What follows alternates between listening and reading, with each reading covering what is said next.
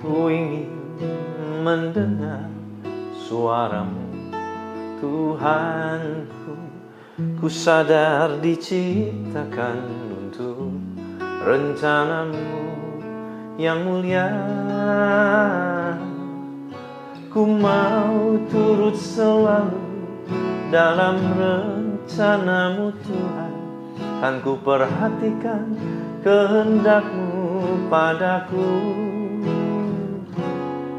Ku mau turut selalu dalam rencanamu, Tuhan, sampai bumi penuh kemuliaan-Mu. Dari awal katakan, ku ingin mendengar suaramu, Tuhan. Ku sadar diciptakan untuk rencanamu yang mulia. Oh, ku mau turut selalu dalam rencanamu, Tuhan. Kan ku perhatikan kehendakmu padaku. Ku mau turut selalu dalam rencanamu, Tuhan, sampai bumi penuh kemuliaan. Sampai bumi penuh kemuliaan-Mu. Sampai bumi penuh kemuliaan-Mu.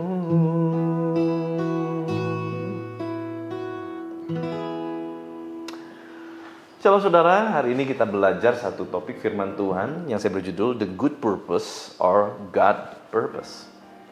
Apakah itu sesuatu yang baik atau sesuatu yang ilahi? Coba kita lihat Matius 21 ayat 12 sampai ke 14. Ini kisah di mana Tuhan Yesus waktu itu masuk ke dalam bait Allah, menemukan banyak pedagang yang ada di sana. Yesus marah, mengusir mereka semua.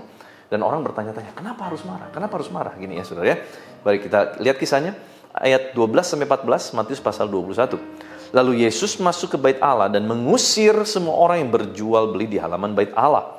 Ia membalikan, perhatikan, meja-meja penukar uang dan bangku-bangku pedagang merpati. Dan berkata kepada mereka, ada tertulis, rumahku akan disebut rumah doa, tetapi kamu menjadikannya sarang penyamun. Dan maka datanglah orang-orang buta dan orang-orang timpang. Jadi setelah semua itu dibereskan, datanglah orang-orang buta dan orang-orang timpang kepadanya dalam bait Allah itu, dan mereka disembuhkannya. Nah saudara, kalau kita perhatikan sebetulnya keberadaan orang-orang yang berjualan di bait Allah itu di sana dinyatakan ada dua yang terutama. Yang pertama adalah mereka menukar uang, mereka punya bisnis nukar uang. Yang satu lagi adalah pedagang merpati. Nah saudara, kita perlu ngerti, pada saat itu Yerusalem sebagai pusat penyembahan bait suci, saudara, bait suci di sana tentu didatangi oleh berbagai jenis orang dari berbagai bangsa. Dan mereka yang tujuannya datang ke sana adalah tujuannya untuk beribadah. Nah saudara, tentu mereka sangat paham betul, waktu mereka datang beribadah, mereka tidak akan datang dengan tangan yang hampa. Mereka datang bawa persembahan. Nah untuk orang-orang yang bukan Yahudi, mereka datang dari Gentiles, dari luar Israel mereka datang. Tentu mereka perlu yang namanya money changer. Mereka perlu menukar uang, supaya mereka bisa memberikan persembahan sesuai dengan mata uang dari orang-orang Israel pada saat itu. Dan yang kedua, kenapa ada pedagang merpati? Mereka bukan lagi berjualan daging. Sebab di kitab Imamat berkata, untuk orang-orang yang tidak mampu memberikan lembu ataupun domba sebagai persembahan, mereka dapat mempersembahkan merpati. Jadi sebetulnya merpati ini adalah untuk membantu orang-orang yang gak mampu, saudara. Jadi tujuan mereka untuk mempermudah. Ini sesuatu yang baik, good purpose. Tetapi kenapa Tuhan marah? Because this is not God purpose. Karena di sana bukan lagi menjadi tempat yang ilahi, yang seharusnya di mana bait Allah ada mujizat terjadi.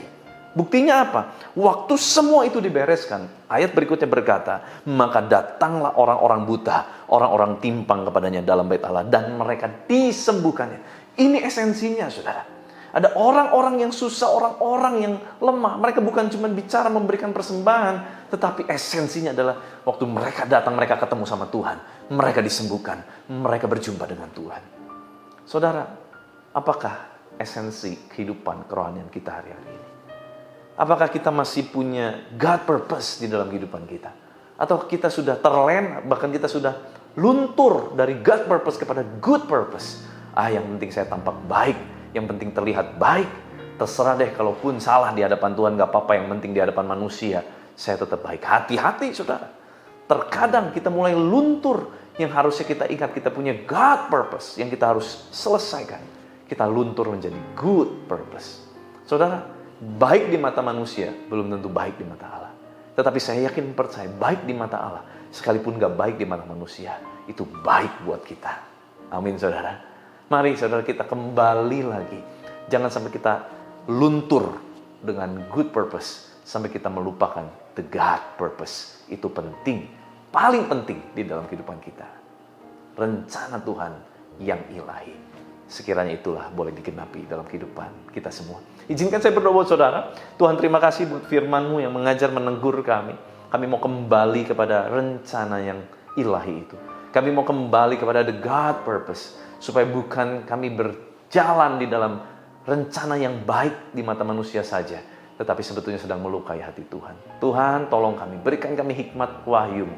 Tuhan, ajar kami, buat kami memahami apa yang menjadi rencana Tuhan, the God purpose, tujuan yang ilahi, yang utama di dalam kehidupan kami. Dan biarlah itu yang kami kejar, kami selesaikan, sehingga kami boleh menyempurnakan segala sesuatu yang Kau sudah berikan di dalam kehidupan kami.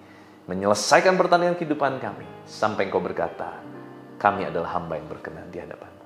Berkati semua anak-anak-Mu Tuhan, dalam usaha bisnis pekerjaan, pelayanan, kehidupan rumah tangga, dalam studi, dalam apapun yang mereka lakukan Tuhan, buat berhasil. Jadikan sepanjang hari ini menjadi baik Tuhan, sebab Engkau Allah yang baik. Terima kasih Bapa, biar kuasa kehidupan Kristus, kuasa kebangkitan Kristus mengalir memerintah atas kami. Di dalam nama Tuhan Yesus Kristus. Haleluya. Sama-sama kita katakan, amin. Tuhan Yesus memberkati.